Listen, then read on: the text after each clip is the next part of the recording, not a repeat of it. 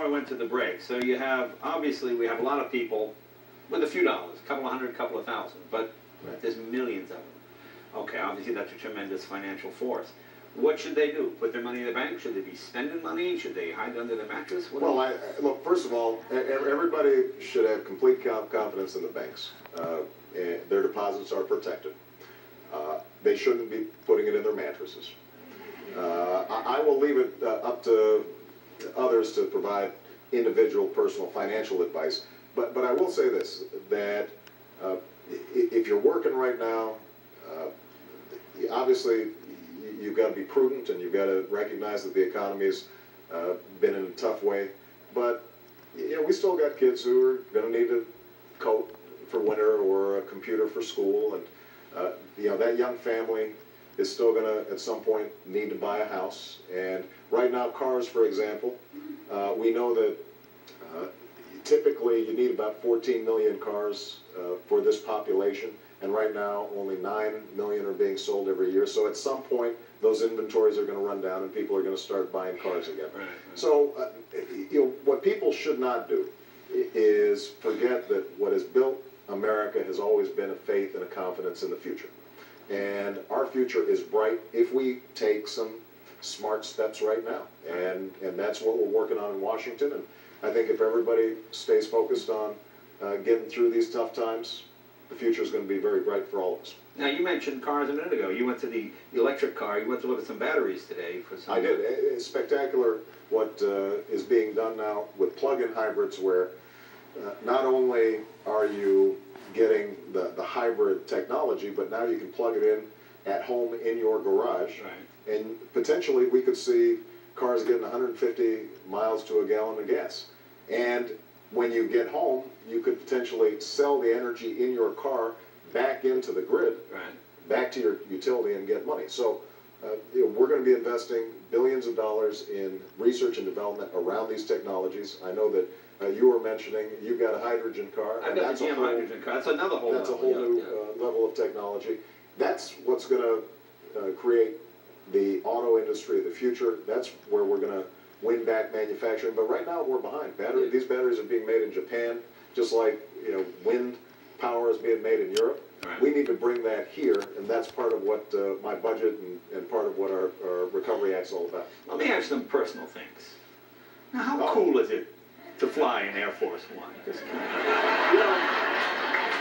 Now, let me tell you, I personally think it's pretty cool. Yeah. Especially because they give you, the jacket with the seal on it. Oh, yeah. See, I still get the little wings. Yeah, thank you when I fly. So you got the jacket.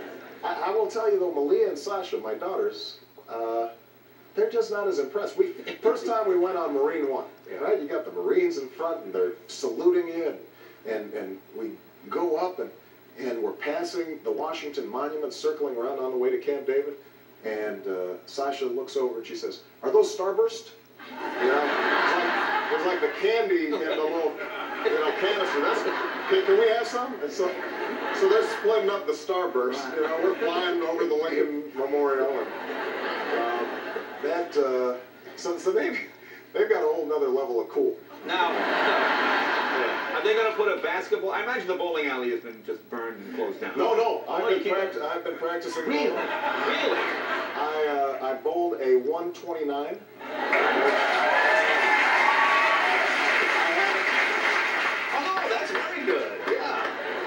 Very good, Mr. President. It was like Special Olympics or something. No, that's very good.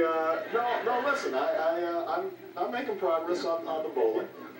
Yeah. And how about, are you going to put a basketball court? Oh, yes. Yeah. Yes. Well, we have a basketball court already at Camp David. Right.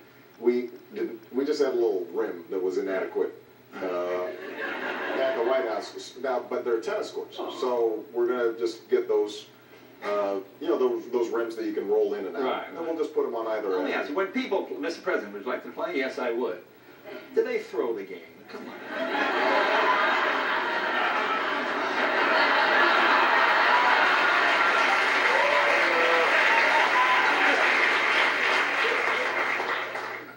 I don't see why they would throw the game, except for all those Secret Service guys with guns around. Right.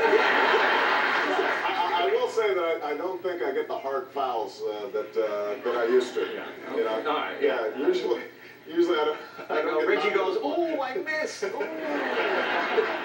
No, Reggie doesn't do that. This Reggie Love, my assistant. He played for Duke. Very competitive guy. He doesn't let me win because, as he pointed out, if you lose to Obama, you never hear the end of it. There you go. Very good. Now you picked your Final Four? I did. Okay, how about your Final One? What do you got? I got North Carolina Targets. That's what I got. I think I got a hard time from Reggie because he played at Duke, and you know, Coach K being competitive, you know, I think was a little, you know, pushed back a little bit today, and I understand that. That's what you want. You want everybody to be competitive. I think these are all great teams. Like, do you look at the whole picture when you do that? For example, isn't that a swing state? I'm just like, you're looking at the whole picture when you pick.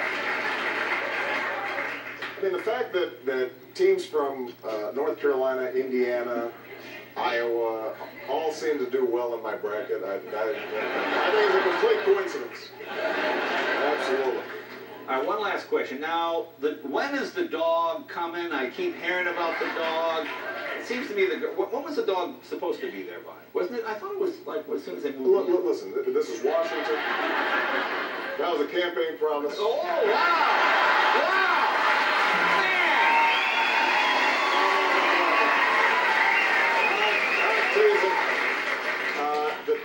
The dog will be there shortly.